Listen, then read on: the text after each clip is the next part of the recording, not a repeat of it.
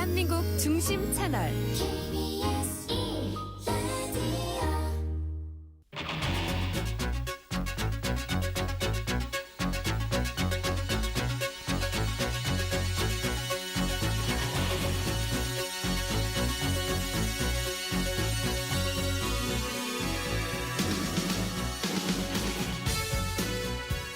안녕하십니까.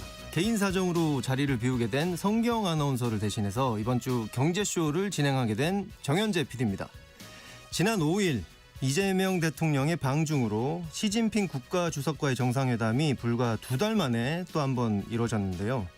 90분간 진행된 한중 정상회담에서 이재명 대통령과 시진핑 중국 주석은 지난 10여 년간 다소 불편했던 양국의 관계를 복원하고 협력을 강화하기로 했습니다. 하지만 두 정상의 만남 얼마 전에 미국이 베네수엘라의 현직 대통령을 체포하는 사건이 있었죠. 결국 우리나라가 미국과 중국 사이에서 경제적 신뢰를 추구하기 위해서는 어떤 외교 전략을 추구해야 할지 그 어느 때보다 중요해 보이는데요. 오늘은 한중 정상회담의 성과와 과제 짚어보고요. 불안한 외교 상황에서 국익을 위한 경제적 전략을 어떻게 가져가야 할지 자세히 짚어보겠습니다. 이 시간 유튜브로도 함께 하고 있습니다.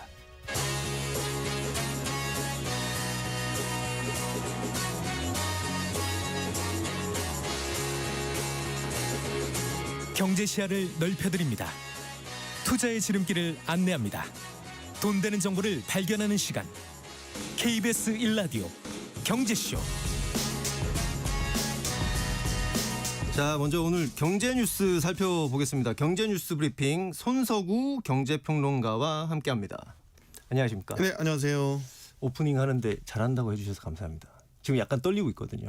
떨리는 거 전혀 티 안 나십니다. 아, 그런가요? 네, 감사합니다. 너무 차분해 보이십니다. 네, 제 가슴이 쿵쾅쿵쾅 뛰는 것처럼 코스피도 요즘 아주 많이 뛰고 있던데 오늘도 최고점을 넘어섰죠? 네, 오늘은 진짜 쉽지 않겠다 네.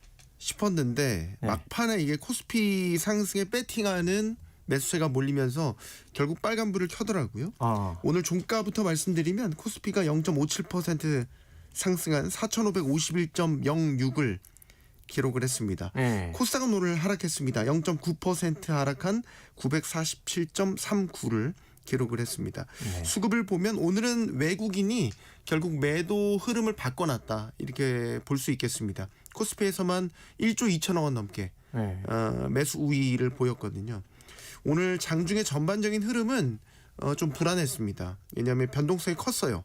또 장중에 계속 흐름이 바뀌었습니다. 그런가요? 시작은 강세로 출발을 했는데 이내 차익 실현 물량들이 막 쏟아져 나오면서 보합 수준까지 상승폭을 줄였다가 또 다시 확대하고 이렇게 파도를 타는 듯한 흐름을 보였고요. 네. 오후장에서 결국 하락세로 돌아섰습니다. 그러면서 또 낙폭을 막 키웠다가 장 후반에 다시 매수세가 유입되면서 결국 상승세 빨간불로 마감을 지었습니다. 파도를 탔네요. 네. 네. 이게 이제 보면 단기 상승에 따른 차익 실현 매물 또 있지만 역시 반도체를 필두로 한 코스피 상승에 배팅을 한 매수세가 서로 주거니 받거니 하면서 지수가 이런 식의 이제 큰 변동성을 보인 것으로 보입니다. 네.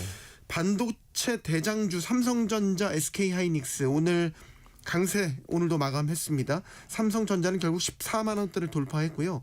SK하이닉스는 74만 원대로 74만 원이요? 네, 올라섰습니다. 네. 하지만 오늘의 진짜 주인공은 현대자동차. 네. 였습니다. 어제 이제 CES에서 발표한 휴머노이드 로봇 아틀라스 그리고 그룹의 미래 로봇과 모빌리티 전략에 투자자들이 환호를 한 것으로 보이고요.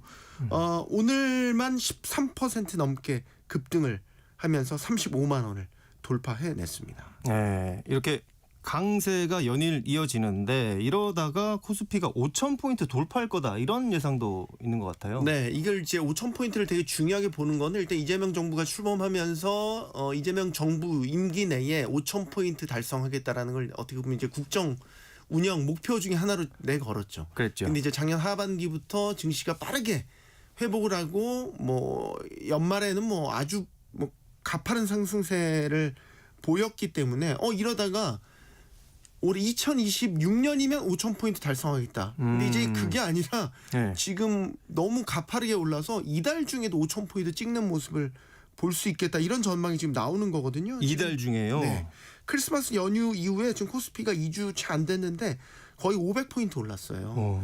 그러면 현재 코스피가 4,500포인트를 넘었잖아요. 예. 그러면 이 상태에서 500포인트 더 오른다. 10%만 더 오르면 산술적으로 지금 5,000포인트를 찍을 수 있습니다.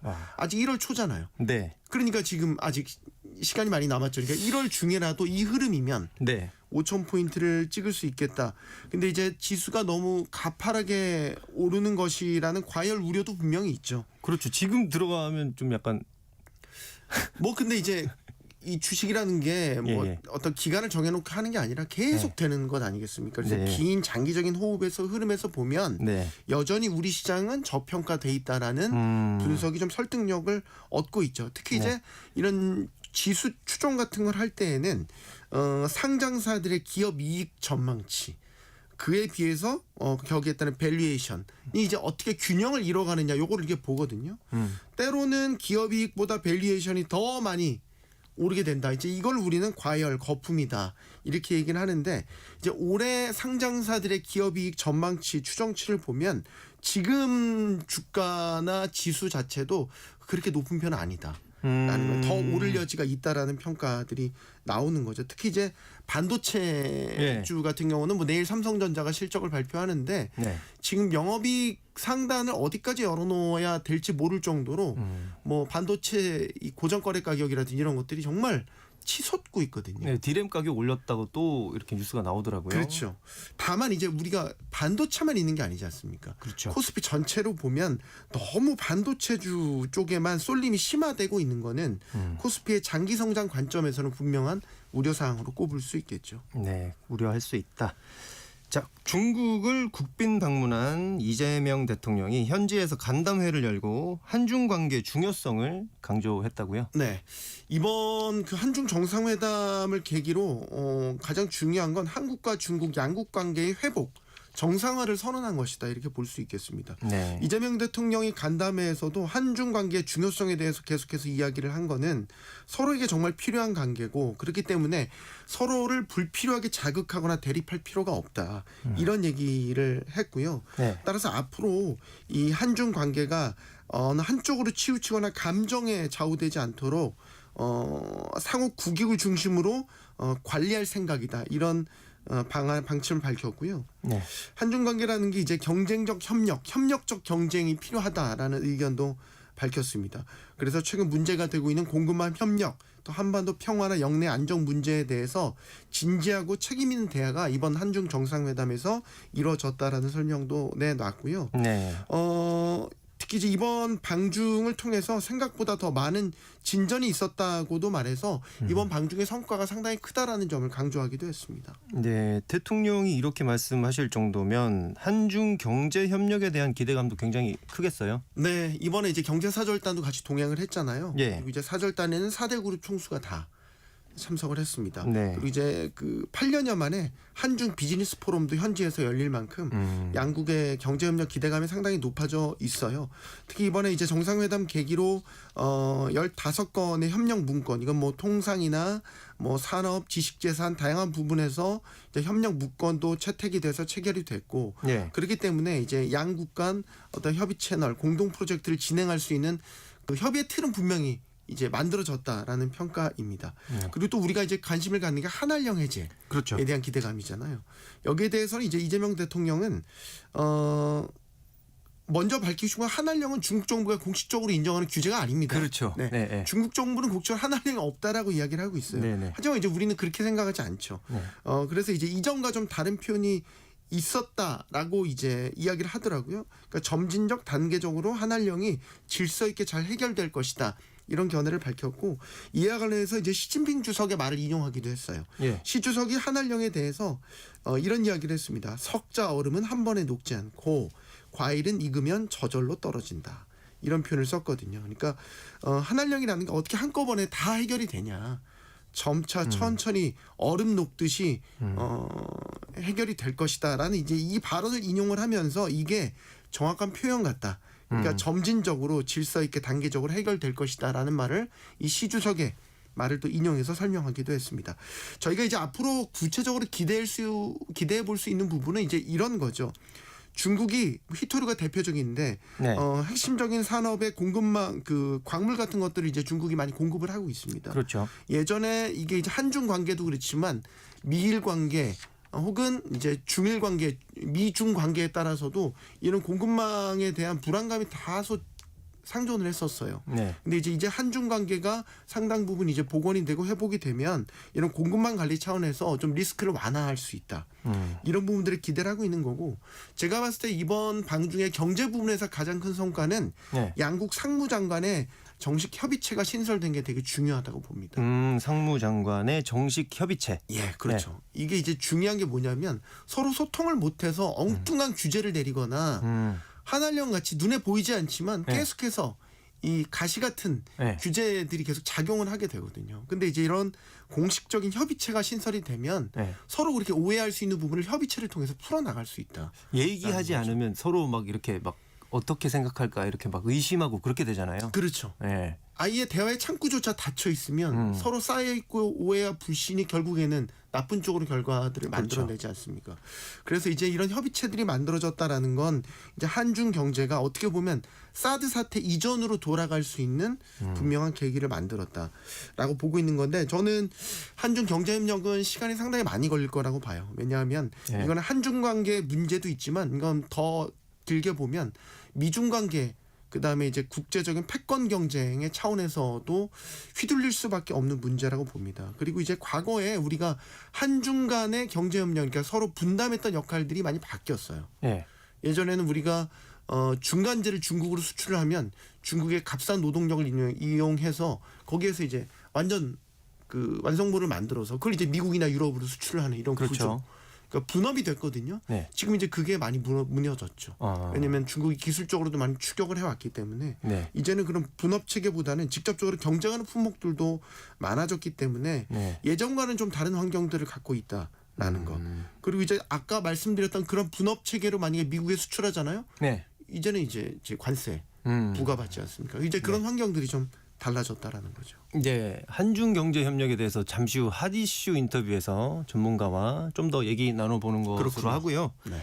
자, KT가 해킹 사태 후속 조치로 위약금 면제를 시행하면서 KT를 떠난 고객이 10만 명을 넘었다고요? 네, 이게 이제 이걸 한 이유는 10만 명이 넘어선 것도 넘어선 건데 이것 때문에 지금 그 휴대폰 유통시장이 과열되고 오, 그렇군요. 지금 KT가 이제 어제 그 이탈한 네. 번호 이동을 해서 이제 이탈한 고객이 28,400여 명이거든요. 지난달 31일부터 이제 위약금 면제가 시작됐고 일주일 동안 누적 이탈 고객이 10만 명을 지금 넘어섰어요. 네. 이렇게 되면서 이제 그 KT를 이탈한 고객들을 잡기 위해서 다른 통신사들이 유치 경쟁에 뛰어들지 않습니까? 네. 그러니까 지금 유통시장이 과열되고 있는 거죠. 네. 이른바 예를 들어서 성지로 불리는 뭐 그런 장소들에 가면 뭐 갤럭시 폰, 아이폰 이런 것들 이제 최신 플래그십 스마트폰을 사실상 공짜 폰으로 주거나 오, 아니면 그렇군요. 네. 일부 기종은 아예 여기에 현금도 더 얹어서 주는. 아, 현금을 받을 수 있다고요? 네, 예전에 성행했던 거잖아요.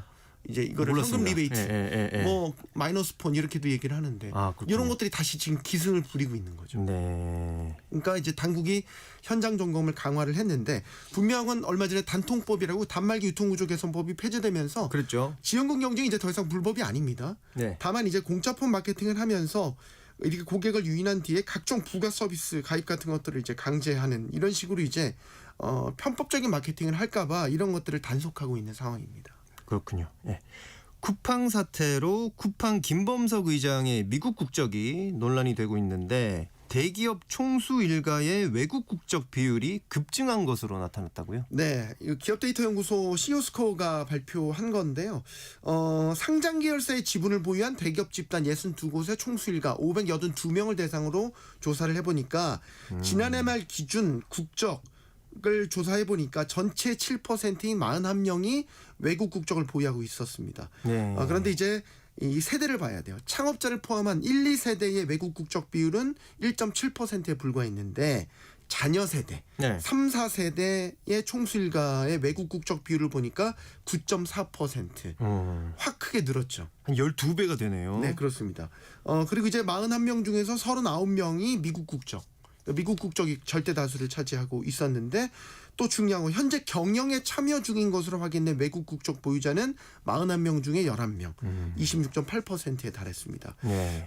외국 국적 총수 일가가 가장 많은 곳은 이제 최근 경영권 분쟁을 겪고 있는 고려아연이었고요. 그 외에 이제 SK 5명, LS 4명, 효성 3명 순이었습니다. 네. 이게 지금 조금 관심을 가져야 되는 건 쿠팡 사태로 인해서 쿠팡 김범석 의장의 미국 국적이 지금 논란이 되고 있지 않습니까? 그렇죠. 미국 국적이고 실제로 그 경영권을 행사하는데도 불구하고 대기업 총수 지정은 되지 않고 맞습니다. 있다라는 거죠. 그렇기 때문에 지금 대기업 총수 일가들은 사실상 우리나라에서는 경영 세습이 많이 이루어지고 있기 때문에 지금 외국 국적 비율이 높은 3, 4세들이 차후에 경영인으로 이제 참여를 하게 된다면 똑같이 외국 국적자 경영에 대한 동일인 지정 혹은 친족 기업 정보 공시 이런 것들이 정책적 과제로 부상할 수 있기 때문이죠. 그렇겠네요. 예.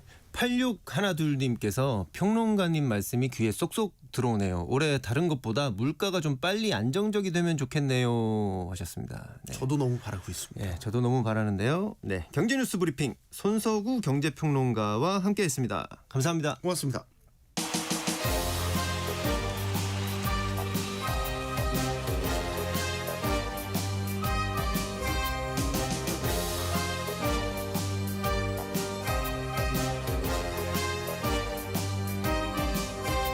경제를 알아야 세상이 읽힙니다. 투자를 알아야 돈이 보입니다. KBS 1라디오 경제쇼.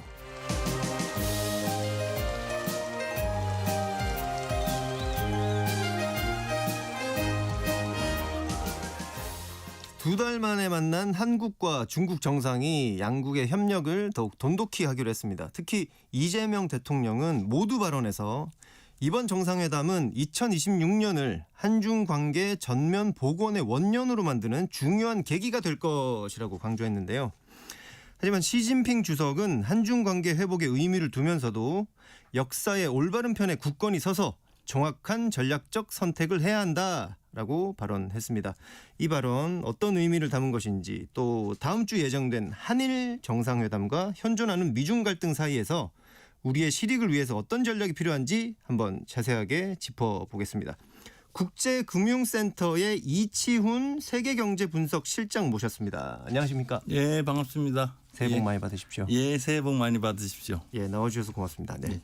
새해 벽두부터 아주 트럼프 대통령이 베네수엘라의 현직 대통령을 이렇게 체포하는 일도 있었고 한중 정상회담도 있었고 아주 정신이 없으셨겠어요. 예, 맞습니다. 저희 국제금융센터는 그 국가 경제 위기를 조기 워닝해서 그걸 방지하는 데 목적이 있습니다.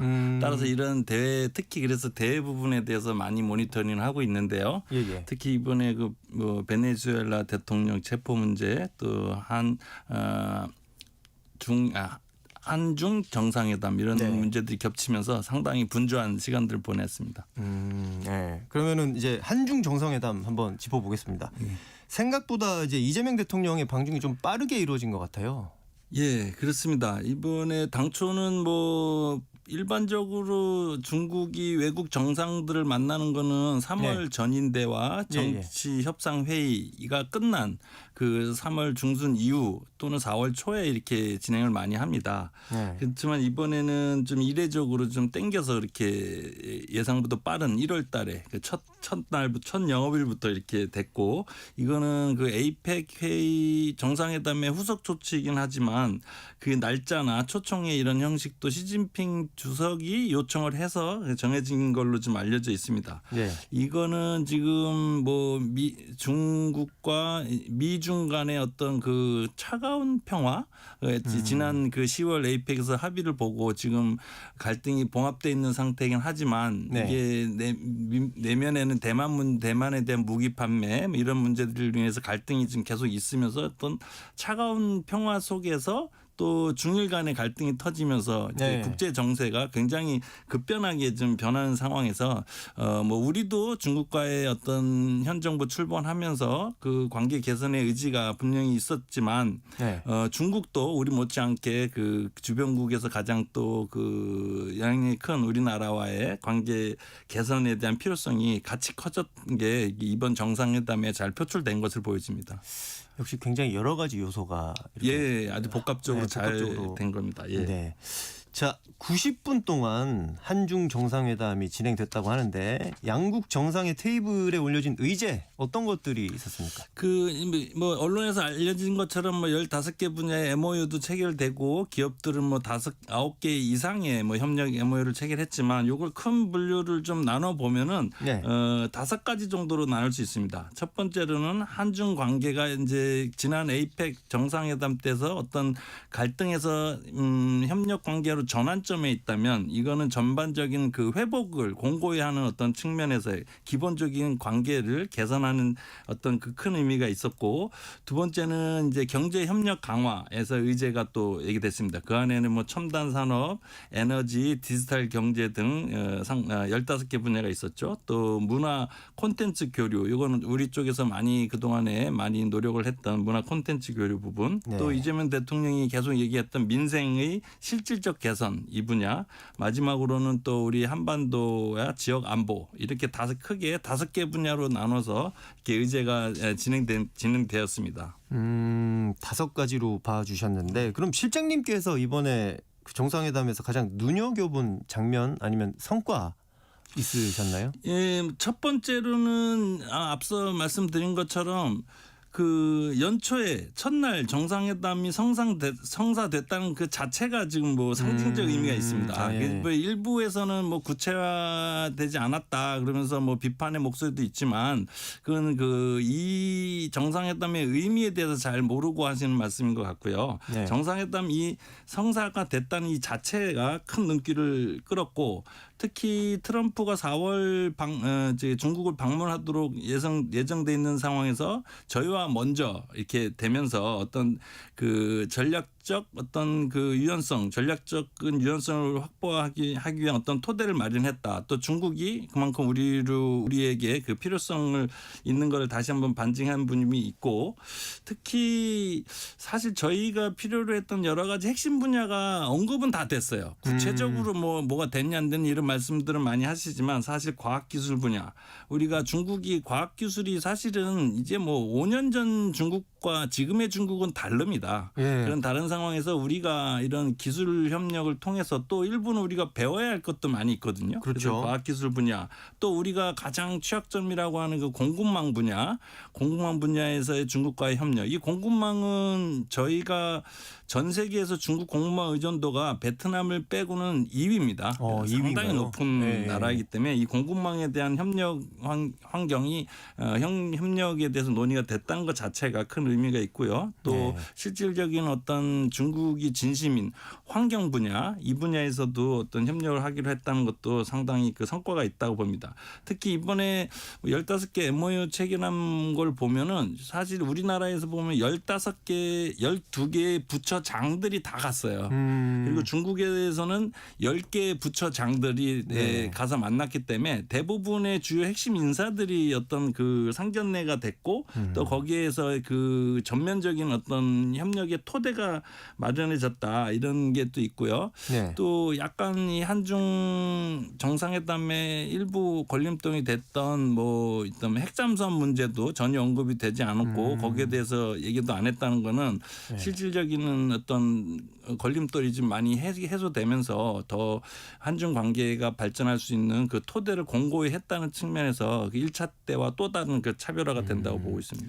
실장님 말씀 이렇게 듣고 있으면 굉장히 긍정적으로 생각을 하시는 것 같아요. 예, 그렇습니다. 예. 일단 만남 자체가 굉장히 의미 있는 일이고 예. 그런데 제가 뭐 여러 번 보진 못했지만 이렇게 장관급이 많고 부장급이 이렇게 중국 쪽에 이렇게 많고 이런 적은 처음이었던 것 같은데 이 정도 규모가 흔히 있는 만남인가요? 이 정도로 해서 중국하고 하는 거는 많지는 않죠. 네. 많지는 않고 굉장히 광범위한 분야에서 게다가 기업인들이 200명이 넘게 네. 가지 않았습니까? 네, 네. 그래서 이 부분에 대해서는 굉장히 뭐 아주 이례적이는 않지만 상당히 그 범위가 넓었고 네. 또 중국 언론들이 이거를 굉장히 크게 다뤘어요. 크게 다루면서 대부분 저도 정상회담 한 그날 중국 언론들 쭉 봤는데 대부분이 다 톤면에 다 다뤘고 그런 측면에서 이 톤면에 다뤘다는 거는 어떤 효과가 있냐면은 예. 중국 사회는 탑다운 방식이에요. 그래서 윗사람이 저렇게 했네. 예. 그러면 이게 그게 이제 정책 당국으로 설명에 들어가고 예, 그게 예. 우리가 항상 지금 난처해하는 그 혐한 감정 그런 쪽으로 국민적으로 이렇게 쭉쭉 퍼져 내려갈 수 있는 낙수 효과가 있거든요. 네, 그래서 그런 그렇겠네요. 측면에서는 굉장히 중국 언론들이 크게 다뤘다는 점도 이런 한중 관계의 어떤 이제 점점 이제 과거 한 사드 2016년 이후 사드 이후로 계속 지금 경색되어 왔던 게 좀 풀리는 어떤 전환점이고 토대가 됐다는 측면에서 저는 크게 의미가 있다고 이렇게 평가하고 있습니다. 네. 그럼 이제 앞으로 후속 협의 그러니까 실무진들 간의 세부적인 조정, 뭐 대화 이런 것도 필요할 텐데 네.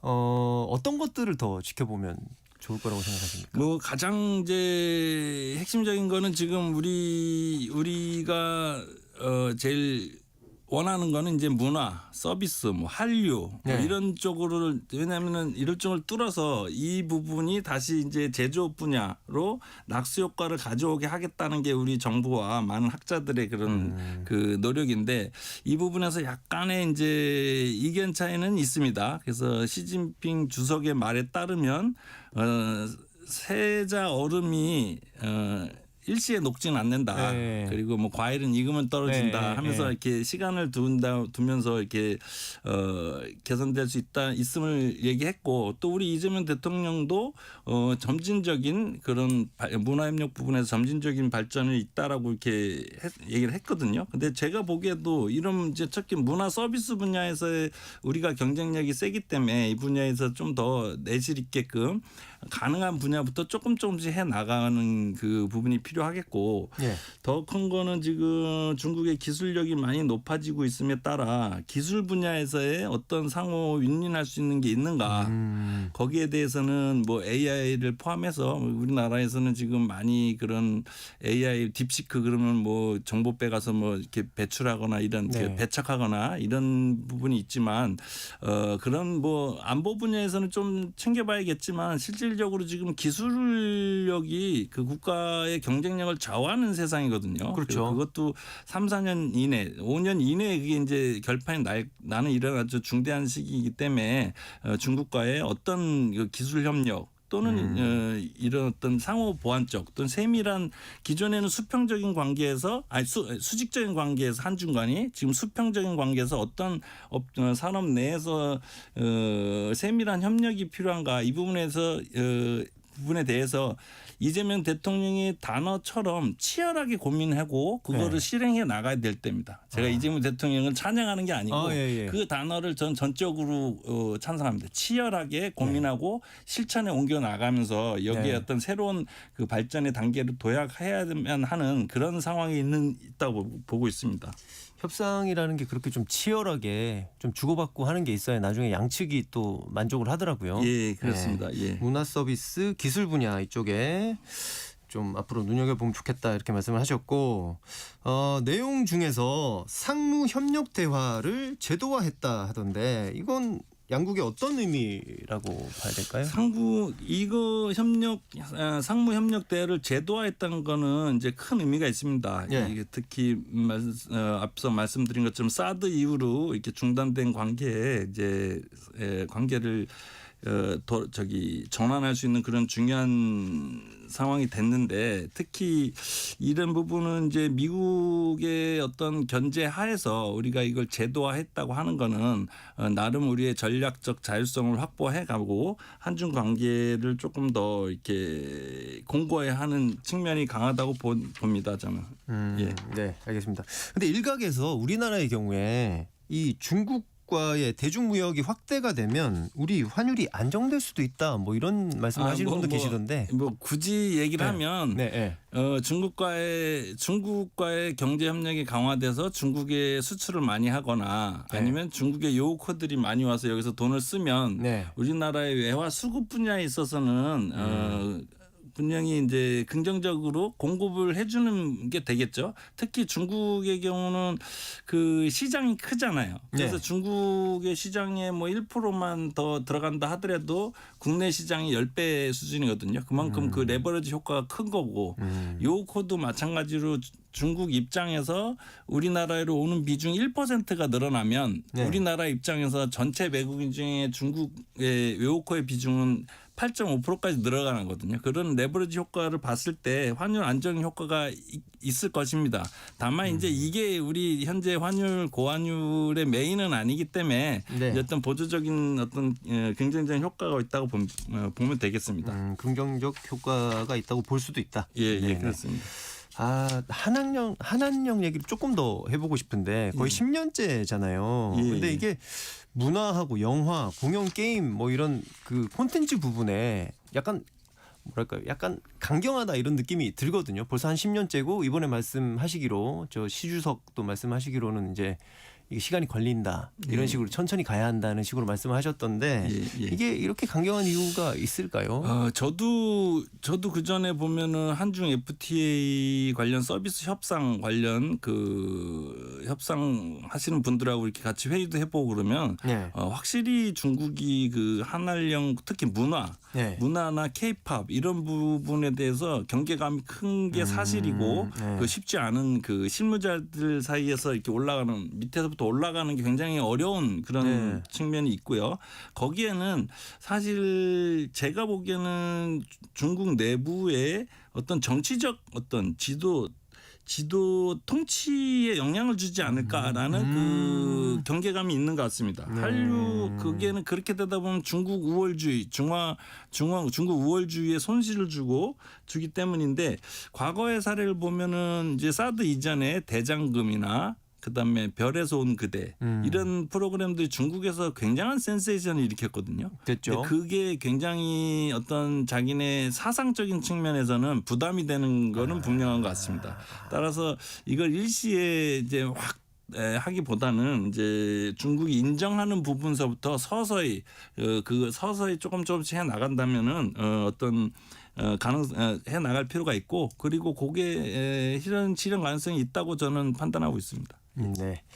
알겠습니다. 이번에 14건의 양해 각서와 석사자상 기증 증서를 체결한 게 눈길이 가던데 이게 어떤 내용들의 양해 각서인지 조금만 정리를 해 주시겠습니까? 그 양해 각서 중에서 뭐 이건 약간 반복이 되긴 하는데 이제 중요한 분야는 아까 말씀드린 과학기술, 네네. 그 안에는 에너지, 우주항공, 반도체 뭐 이런 쪽에서 지금 미중이 경쟁하고 있는 어떤 최첨단 과학기술 분야에서의 협력 MOU가 체결이 됐고요. 네. 또 디지털 기술, 뭐 AI라든가 클라우드 뭐 이 안에는 사실은 반도체가 들어있을 것입니다.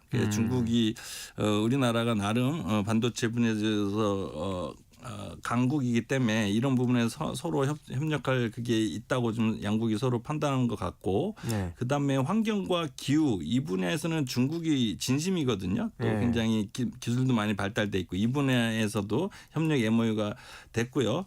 또 눈에 띄는 건 식품 안전 협력 MOU라고 돼 있는데 이거는 우리나라가 중국으로 이제 식품 수출을 할 때 그 절차를 간소화하면서 어떤 그 대중국 수출을 좀 늘릴 수 있는 어떤 기회 요인이 돼 있는데 이 사실 우리나라의 입장에서 보면은 새로운 어떤 기회 요인으로 보고 있습니다. 네. 이제 뭐 제조업 분야에서 중국의 경쟁력이 많이 올라와 있고 서비스 분야에서는 아직은 약간 좀 점진적인 게 있는데 이런 식품 분야에서는 상당히 중국의 소득이 높아지고 또 우리나라의 어떤 중국 내에서 굉장히 식품 안전성에 대한 걱정이 많거든요. 그래서 우리나라의 고품질 식품에 대한 어떤 기대가 커지고 있는 그런 상황이라고 봐서 이 분야에서도 좀 의미가 있는 것 같고 네네. 또 중소 벤처 혁신 기업들 이런 분야에서도 저희가 중국에서도 한중이 모두 윈윈할 수 있는 그런 분야라고 보고 있습니다. 예. 네.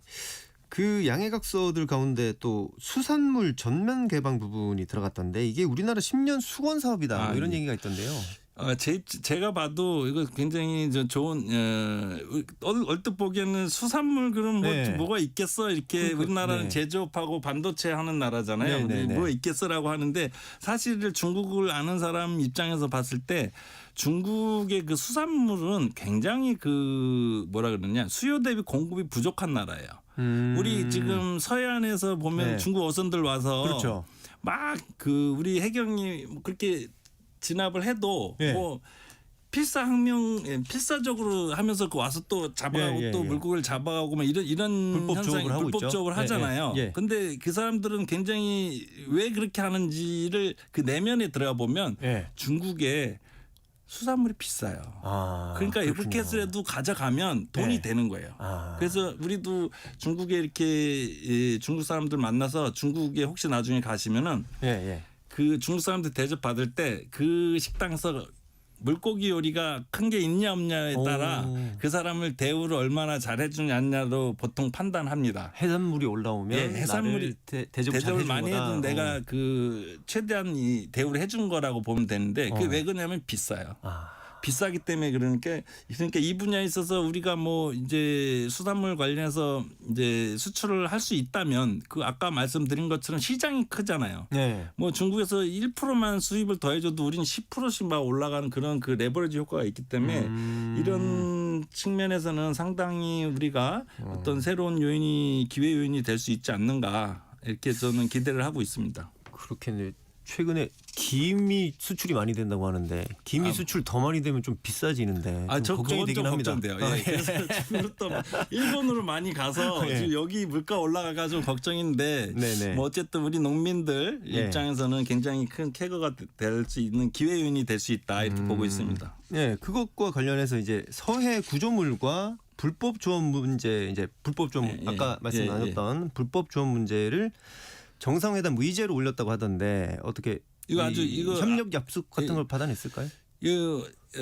일단은 이건 굉장히 잘한 거예요. 어. 예, 서해 구조물 문제는 누가 봐도 이거는 네. 언뜻 보기에 이거는 어민들이 한 게 아니에요. 어민들이 한 게 아니고 네. 언뜻 딱 봐도 이거는 무슨 큰 기관이 했을 성격이고 멀리 보면 한중 관계에서 보면 남중국해에서와 같은 어떤 영토 분쟁으로 퍼질 확률이 있습니다. 그래서 이런 거는 초기에 네. 정상회담에서 빨리 얘기를 꺼내서 네. 이 부분에 대해서는 어떤 강한 조치 또는 어떤 문제를 제기함으로써 이 네. 사전에 갈등을 좀 완화할 필요가 있고 언론에서 보도되기로는 시진핑 주석은 이 서해 구조물에 대해서는 인식을 못한 걸로 알고 있어요. 그래서 지금 그 우리 이재명 대통령이 한 얘기에 대해서 진지하게 청취했다라고 하는 거는 네. 긍정적이고 이 부분에 대해서 정상 간에 이런 문제가 공유됐다는 건 굉장히 좀 의미가 있습니다. 이제 그리고 또 해양 경계를 위한 차관급 회의를 연 1회, 뭐 국장급 회의를 연 2회 이렇게 하기로 했다는 자체는 네. 어쨌든 그 갈등을 좀 완화할 수 있는 요인이긴 합니다. 다만 이게 계속 이렇게 되면서 우리는 또 영토가 작은 나라이기 때문에 다른 네. 건 다 양보해도 네. 영토 분야에 있어서는 중국에게 이렇게 양보를 하면 안 될 것 같고 그렇죠. 그거는 이에는 이 눈에는 눈 정확히 대해서 이 부분에서는 우리의 국익에 손실이 없게끔 국력을 좀 집중해야 되지 않나 이렇게 추가적인 노력이 필요하다고 생각합니다. 예. 네, 지금 당장 뭐 어떤 약속이 없다 하더라도 예. 앞으로 논의를 통해서 예. 우리 이익을 관철했으면 좋겠다. 네. 예, 그렇습니다. 이렇게 연초에 우리나라와 중국이 이렇게 정상회담을 하는 데에는 아무래도 중일 관계 문제가 있을 거다 이렇게 말씀을 해주셨었는데 네, 심지어 이 대통령의 방중 기간에 일본 제재까지 발표를 했어요, 중국이. 예. 우리는 근데 이제 13일로 예측이 되는 것 같은데 한일 정상회담을 앞두고 있단 말이죠. 예, 그렇습니다. 저희가 약간 좀 그 곤란한 상황에 처하지는 않을까요? 뭐 그렇지는 않을 것 같아요. 예. 뭐 약간의 조금 뭐 그럴 수 있겠지만 일단 전체적으로 이 국면은 굉장히 좋은 국면입니다. 우리 입장에서는 굉장히 그 중국과 일본이 이렇게 서로 싸워주는 국면은 굉장히 좋고 이 우리 국익 입장에서는 뭐 단기적으로 장기적으로는 또 중국이 우리를 제재할 수 있다는 그 경계감도 있지만 일단 현 시점에서는 우리한테는 굉장히 좋은 국익에는 그 해가 되지 않는다 이렇게 보고 지금 이런 중일 관계는 단기에 끝날 것 같지 않아요. 왜 그러냐면은 지금 올 여름에 중국 내에서 지금 영화가 하나 개봉이 됐는데 737 부대 마루타 거기 개봉이 됐는데 이게 거의 뭐 탑을 흥행이 엄청 됐어요. 그래서 일본 내 반일 감정이 막 들끓는 와중에 다카이치 총리가 대만 유사시라고 하면서 중국의 핵심 오브 핵심 이익에 대해서 자기가 관여할 수 있다라는 말을 했기 때문에 국민 정서적이거나 국가 차원에서 제대로 좀 외통수에 걸려 있고 근데 또 다카이치는 이 발언을 작년 11월 달에 했거든요. 11월 달에 하고 지지율이 떨어지질 않아요. 오히려. 그러니까 그 70% 정도 유지하고 있거든요. 굉장히 높은 겁니다. 그래서 이런 양쪽에서 이런 정치적인 문제, 핵심 이익적인 문제 맞물려서 계속 될 수밖에 없는 이런 상황입니다. 여기에는 이런 문제 중일 관계로 인해서 이번 한중 정상회담에 더 빨리 됐고 중국이 뭐 공항에 장관급을 보낸다든가 뭐 여러 가지 이렇게 특별한 대우를 이렇게 해줬던 것도 여기에 대한 어떤 풍선 효과가 일부 있는 것 같고 우리가 뭐 일본에 대해서 약간 그 입장이 그렇지 않겠냐 한데 그건 국가는 다 각자의 이 국익을 이재명 대통령이 하신 말처럼 국익을 위해서 다른 나라의 충돌이 없는 선에서는 국익을 극대화하는 게 우리 국가의 일이고 정부의 일이라고 저는 그 동의를 하고 있습니다. 그래서 그런 측면에서는 우리가 뭐 그렇게 일본에 그럴 필요는 없고 그거는 트럼프도 마찬가지예요. 이번에 중일 갈등이 터지고 나서 트럼프가 그 시진핑하고도 통화하고 다카이치랑 통화하고 나서 오히려 약간 중국 편을 듣는 듯하게 했거든요. 페이스북에다가 뭐 우리 뭘 존중한다 이렇게 얘기하면서 그래서 이거는 그렇게 우리가 일본에 대해서 너무 이렇게 할 필요는 없고 우리는 일본과의 관계대로 잘 유지해 가면 되는 거예요. 잘 되고 특히 우리는 이런 상황에서 오히려 캐스팅 보트 역할을 할 수 있지 않는가 해서 일본 뭐 중국 관광객은 우리 쪽으로 오고 일본 관광객도 중국 관광객 우리 쪽으로 오고 우리는 좋잖아요. 지금 제가 명동에 근무하고 있는데 지금 명동에는 외국인 진짜 거짓말이 외국인 반 내국인 반이에요. 그 정도로 많이 와서 그 국내 경제에도 도움이 되고 그러는데 그 수출도 뭐 우리 쪽이 좀 더 할 수 있고 물론 이제 삼국이 공급망이 연결돼 있어서 이게 중국이 일본을 제재했을 때 여기에서 일본에서 공급한 어떤 반도체 관련 부품들이 공급이 안 되는 수도 있겠지만 어떤 전반적으로는 우리의 그 경제적 또는 그 전략적 가치가 높아지는 상황이기 때문에 긍정적으로 보고요. 일본은 또 한중 관계 또 한일 관계 나름 한미 관계 다 균형을 가지고 우리는 이렇게 해 나가면은 오히려 우리한테 더 좋은 일이 더 있지 않을까 이렇게 기대하고 있습니다. 우리에겐 더 좋은 일이 될 수도 있다. 짧게 판다에 대해서 하나 여쭤보고 싶은데 판다 이번에 좀 한 쌍 대여해주면 안 되냐 이렇게 했는데 판다가 외교적으로 그 가지는 의미가 큰가요?